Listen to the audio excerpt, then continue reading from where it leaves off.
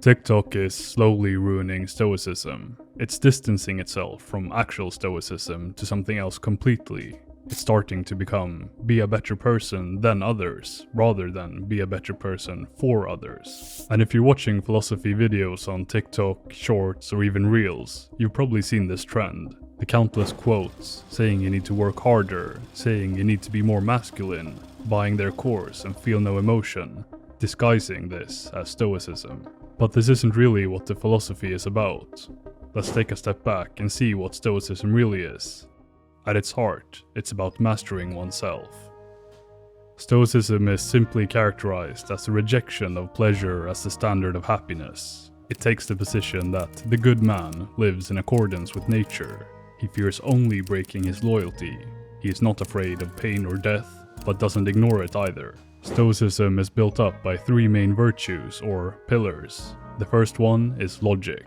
Think of it as the compass guiding your reasoning. In Stoic philosophy, logic encourages you to navigate the hardships of life with rationality. It's like having a set of rules written down, ensuring that your thoughts and decisions are rooted in sound judgment and reason. The second one is ethics. This is the moral backbone, the code of conduct that governs your actions. In Stoicism, ethics prompts you to live in harmony with virtue, advocating for principles like wisdom, courage, justice, and temperance. It's about steering your actions towards what's right and virtuous. Third one is physics. Unlike the modern scientific meaning, Stoic physics is more about understanding the natural order of the world. Picture it as the grand backdrop against which life unfolds. Stoic physics encourages you to acknowledge the vastness of the universe, the ever-changing landscape of things, and the acceptance of what you can and cannot control. These are the three commandments of Stoicism, helping people become better versions of themselves. And embracing the journey of self-improvement can be very beneficial for a lot of people, but sometimes it takes an unexpected turn. It can inadvertently transform into a battle with one's ego, leading you down the path of believing yourself to be superior to others in a way that feels strangely comforting and relaxing, since you're improving every day and others are not. It's worth considering that the expectations we set for others probably also need to be overlooked, as it's never fair or practical to subject individuals to the same standards we uphold for ourselves. Marcus Aurelius even said it in Meditations: be strict with yourself, but tolerant of others. Stoicism is also often being tied to some sort of Machiavellianism, that being the idea of hurting others to heal yourself, saying, I'm going to prove them wrong and make them regret what they did. Rather, the main point of the philosophy is that you should improve yourself for others around you, finding strength in situations that make others feel helpless, helping your aging mother, your sick child, or helping your dearest friend out of a divorce. As Seneca said it, we should give as we would receive, cheerfully, quickly, and without hesitation, for there is no grace in a benefit that sticks to the fingers, essentially giving what you have to others without expecting it in return. At its essence, Stoicism can be characterized by this beautiful quote: it is better to let yourself suffer and let others be in heaven, rather than destroying others to heal yourself.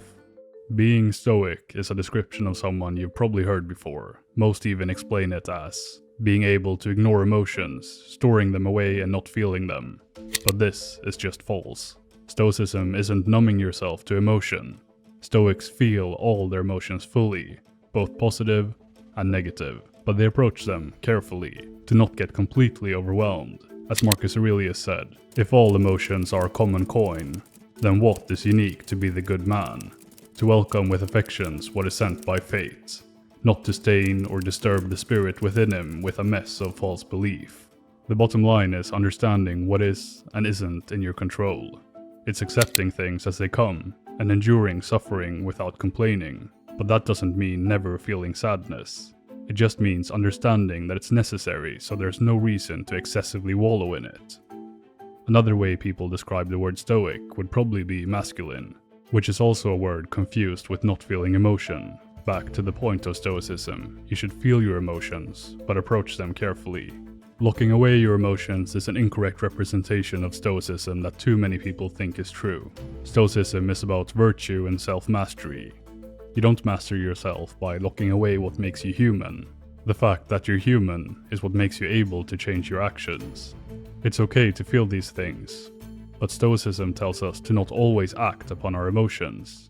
Again, approach them carefully and try to see the logical solution. But you need people around you. That's a human trait. You need time alone, and to be able to be calm alone. But you also need time with your loved ones. Also, when learning any type of philosophy and self-help, you create an ideal to live up to. And the problem for many people is that it can be hard to live up to these ideals if you don't distance yourself from them at least a little bit. I didn't do my long morning routine with an ice bath, so now I'm beating myself up for being lazy.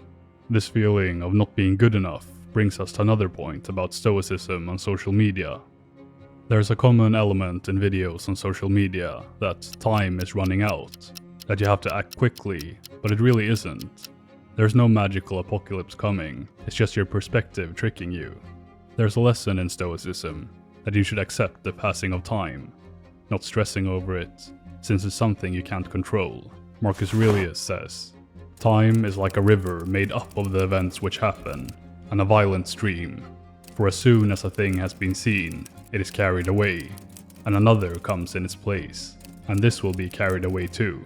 The core of the problem is that there's lots of content being made, where they take something like a quote, idea, or something motivational from an ancient Stoic, and then twist it to their liking.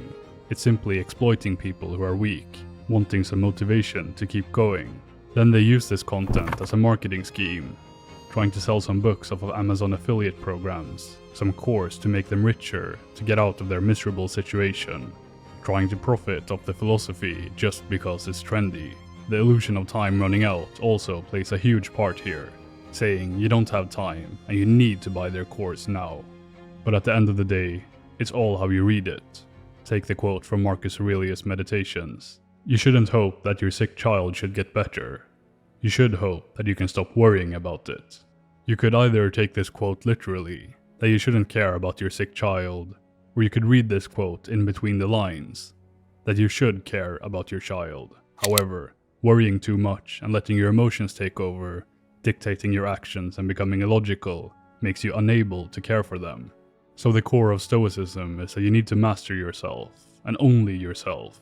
It's about you, your own journey and beating the obstacles you have, not comparing yourself to others, and also, of course, helping the people around you.